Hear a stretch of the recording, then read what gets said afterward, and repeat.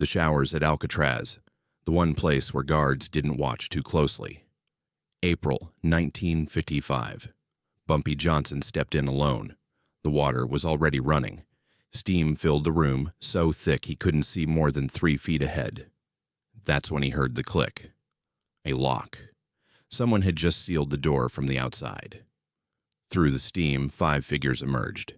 No weapons visible yet. But Bumpy knew what was coming.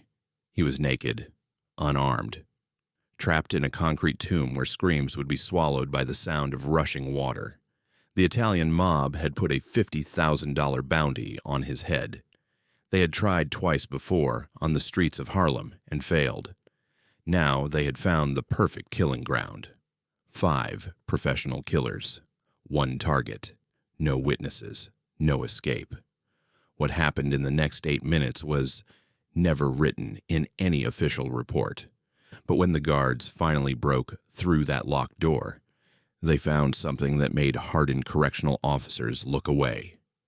And Bumpy Johnson, he was standing at the sink, washing his hands, like nothing happened.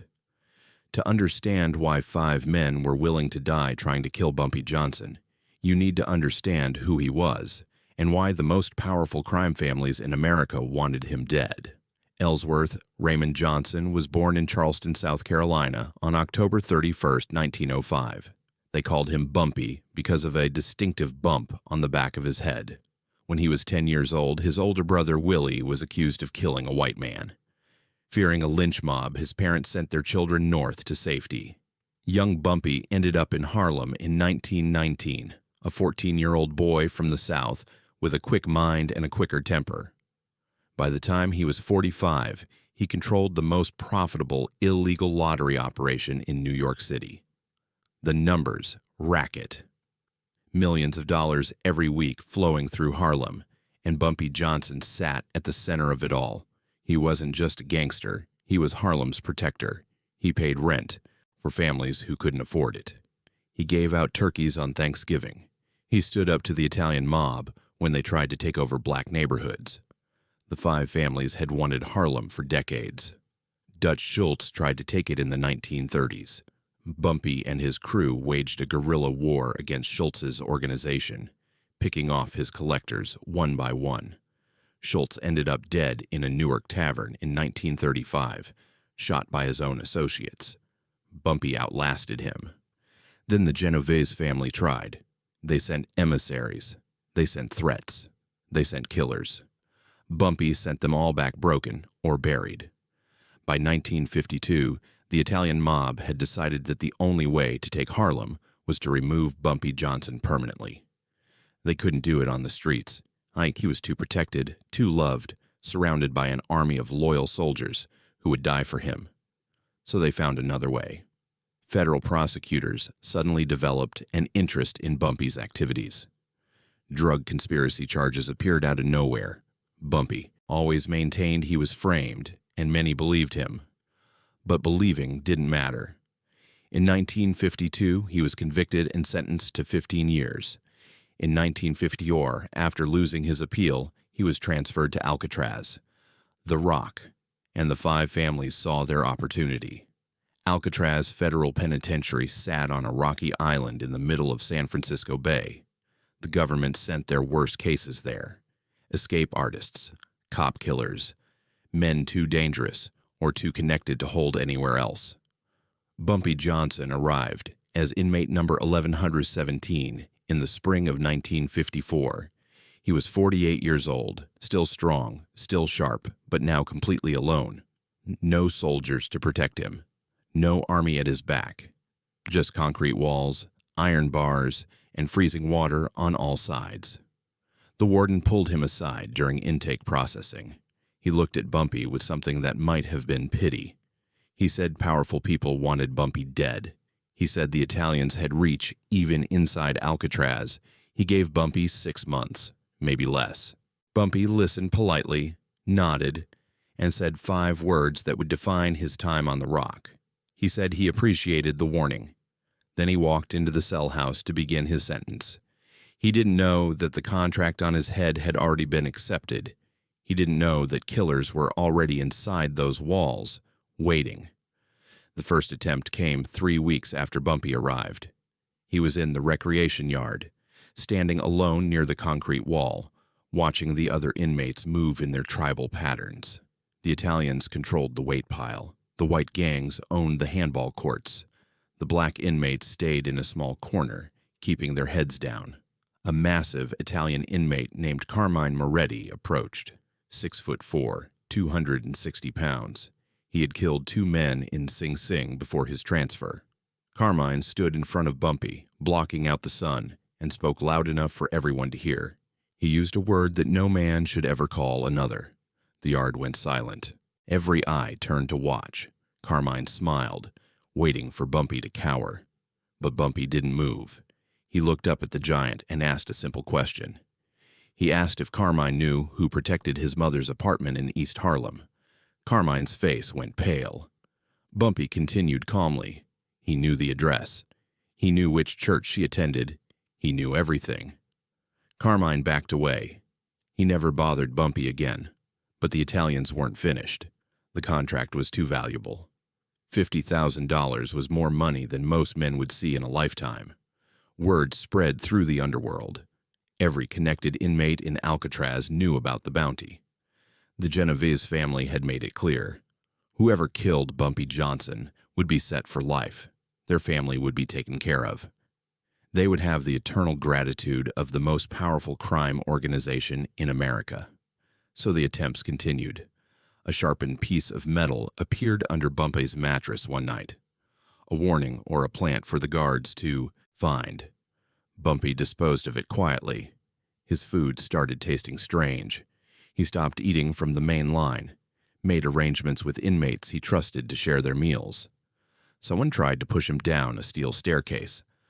Bumpy caught the railing, and the attacker disappeared into the crowd before anyone could identify him.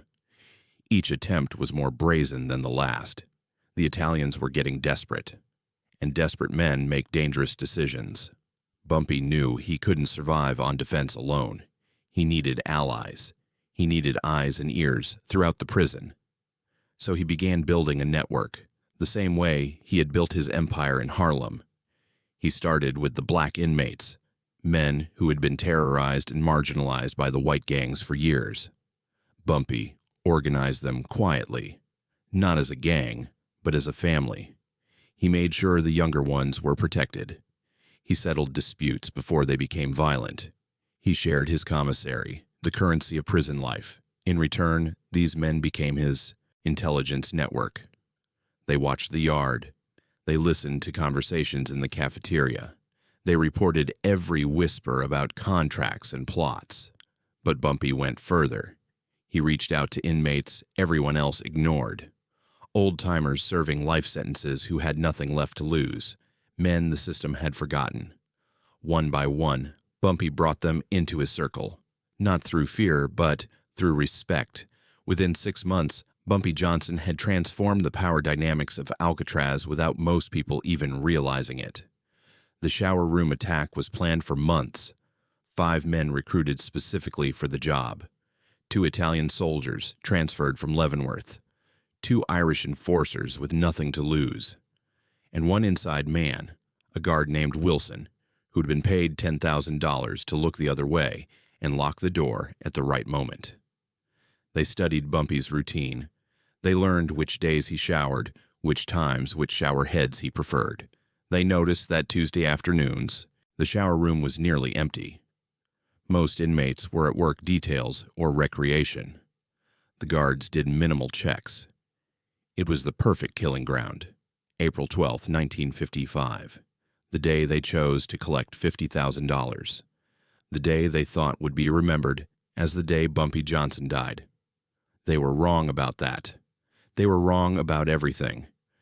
Because what none of them knew, what the Italians on the outside had never understood, was that Bumpy Johnson had been fighting for his life since he was 12 years old, and he had never lost. Bumpy entered the shower room at 2:47 p.m. The water was already running, which was unusual. Steam had already filled the space, which was wrong. Bumpy paused at the entrance. Every instinct he had developed over 40 years of survival was screaming at him. Something wasn't right. But before he could turn back, he heard the click. The door behind him. Locked. He was trapped. Through the steam, shapes began to emerge. 1, 2, 3, 4, 5. They spread out in a semicircle, blocking any possibility of retreat. The leader stepped forward.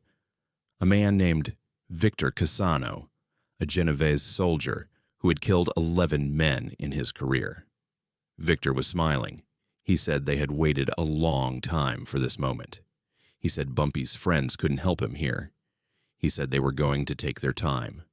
Bumpy stood motionless, naked, unarmed, water cascading down his back. The steam swirled around them like ghosts, and Bumpy Johnson did something that made Victor's smile falter. He smiled back. Violence has a rhythm.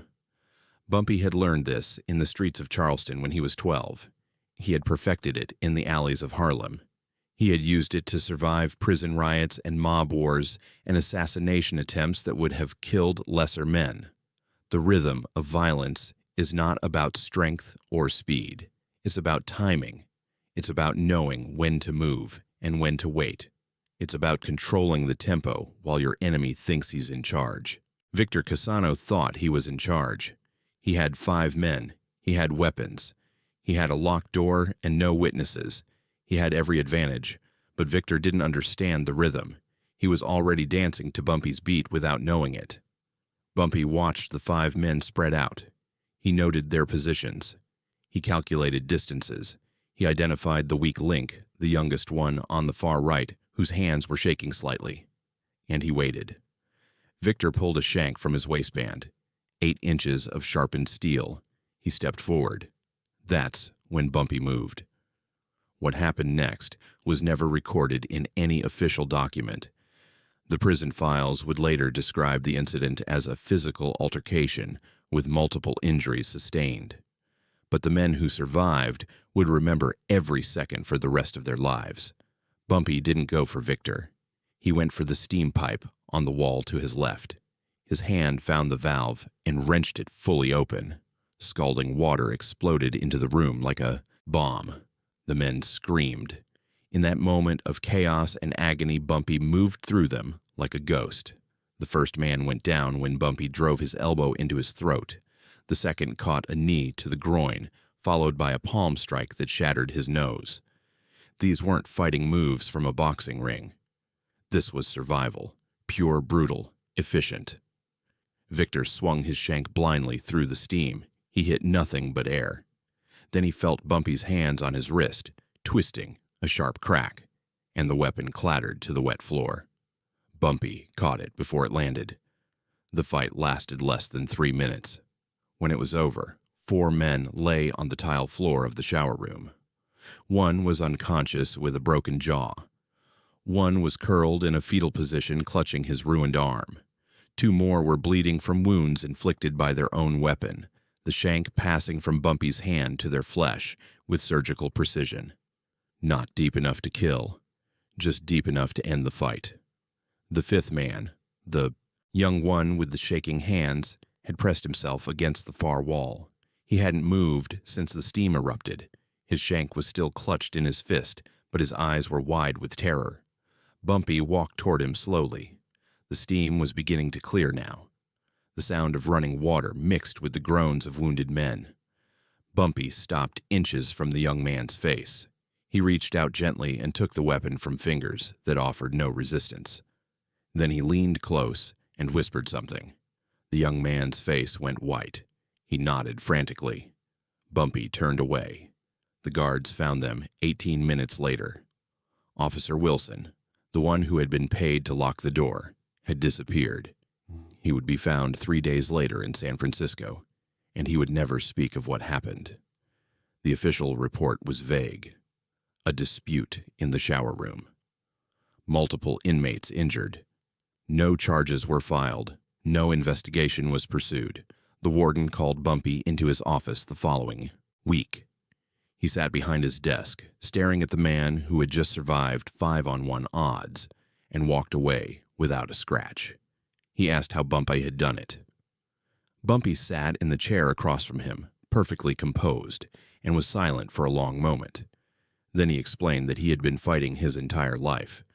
He said those men weren't the first to underestimate him. He said they wouldn't be the last. The warden nodded slowly. He understood something then. Bumpy Johnson wasn't just surviving Alcatraz. He was conquering it. The young man from the shower room was named Tommy Flanagan, 23 years old, serving 8 years for armed robbery. He had been recruited for the hit because he was desperate, because he owed money to the wrong people, because he thought $50,000 split 5 ways would solve all his problems. 3 days after the shower room, Tommy requested a meeting with Bumpy in the recreation yard. He came alone, hands visible, head bowed. He expected to die. Instead, Bumpy offered him a chair at his table. Tommy sat down, trembling. Bumpy asked him one question. He asked who had planned the attack. Tommy told him everything: the names of the outside bosses, the payment structure, the guard who had been bribed, the backup plans if the first attempt failed. By the time Tommy finished talking, Bumpy had a complete picture of the conspiracy against him. He thanked Tommy for his honesty. Then he told Tommy that he now worked for him. Tommy Flanagan became one of Bumpy's most loyal soldiers for the remainder of their time at Alcatraz. Word of what happened in the showers spread through Alcatraz like wildfire. Within a week, every inmate from Boston to Los Angeles had heard some version of the story. The details grew with each retelling. Some said Bumpy had killed 2 of the attackers, and the guards covered it up. Others said he had fought them blind in the steam, using only sound to locate his enemies. The truth didn't matter. What mattered was Oikbai the legend. Bumpy Johnson had faced 5 armed killers, naked and unarmed, and he had won. The contract on his head didn't disappear, but no one was willing to try collecting it anymore. The price of failure was too high. The Italian inmates who had been waiting for their chance quietly abandoned their plans. The other gangs gave Bumpy a wide berth. Even the guards treated him differently, with a mixture of respect and wariness that prisoners rarely earned. Bumpy had achieved something remarkable. He had made himself untouchable through reputation alone. The Genovese family made one final attempt in 1959. This time they didn't send soldiers. They sent a message through channels, a proposal. They would triple the original contract, $150,000, enough money to make any man rich. The message reached every connected inmate in the federal prison system. It reached Bumpy, too, through his network. He responded in his own way. Within a month, 3 Genovese-connected businesses in Harlem suffered mysterious fires. A capo's son was picked up by police on drug charges that had been quietly arranged, and a very specific message was delivered to the family's leadership in New York. The message was simple. Bumpy Johnson had friends who were still free. Bumpy Johnson had a long memory, and if anything happened to him inside Alcatraz, those friends would burn everything the Genovese family had built. The contract was withdrawn. The attempts stopped. For the remaining years of his sentence, no one touched Bumpy Johnson. Bumpy spent the rest of his time at Alcatraz the way he had spent the beginning: reading, playing chess, writing poetry, building relationships that would serve him when he returned to the world. He watched inmates come and go. He watched the prison itself begin to crumble, the salt air eating away at the concrete, the costs of maintaining an island prison becoming unsustainable. In June 1962, he watched 3 men named Frank Morris and John and Clarence Anglin attempt the impossible.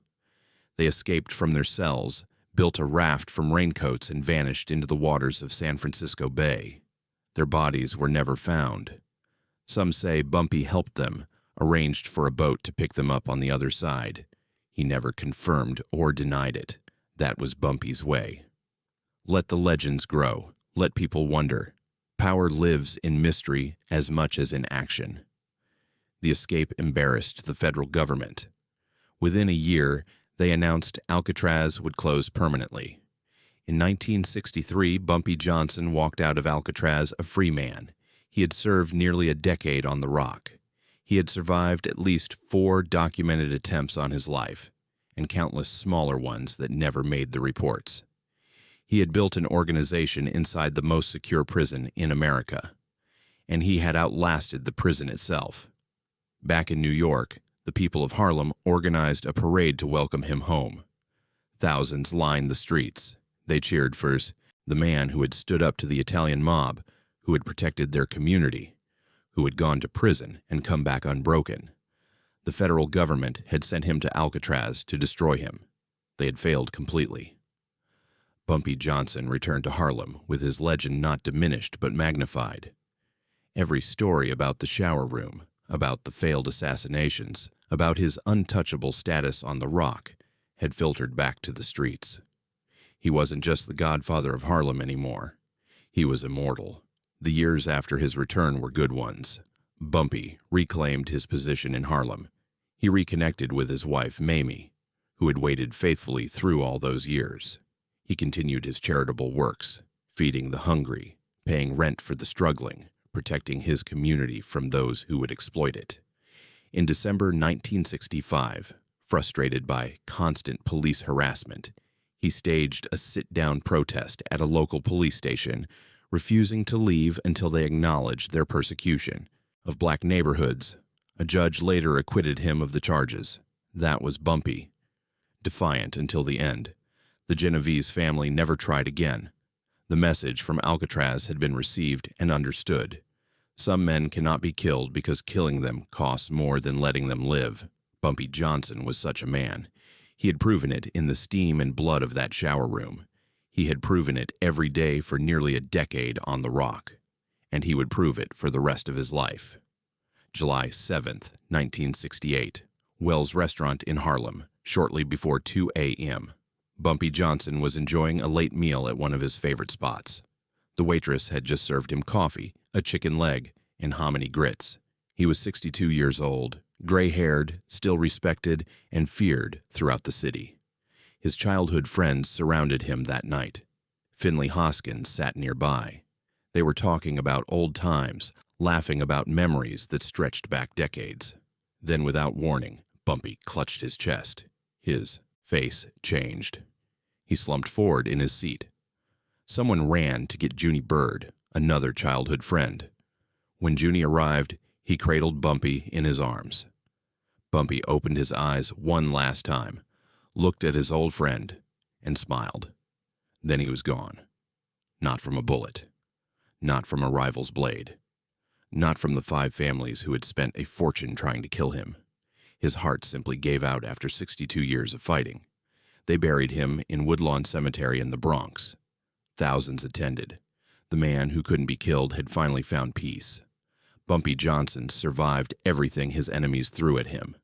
5 assassins in a locked shower room, a $150,000 contract on his head. Nearly a decade in America's most brutal prison.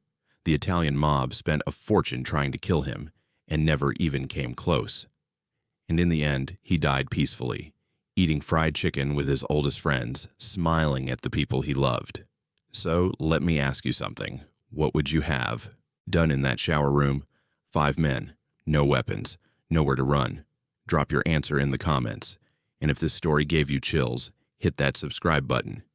Share this with someone who needs to hear what real power looks like. Because real power isn't about guns. It's about being the man that nobody can break. That was Bumpy Johnson, the Godfather of Harlem, untouchable until the very end.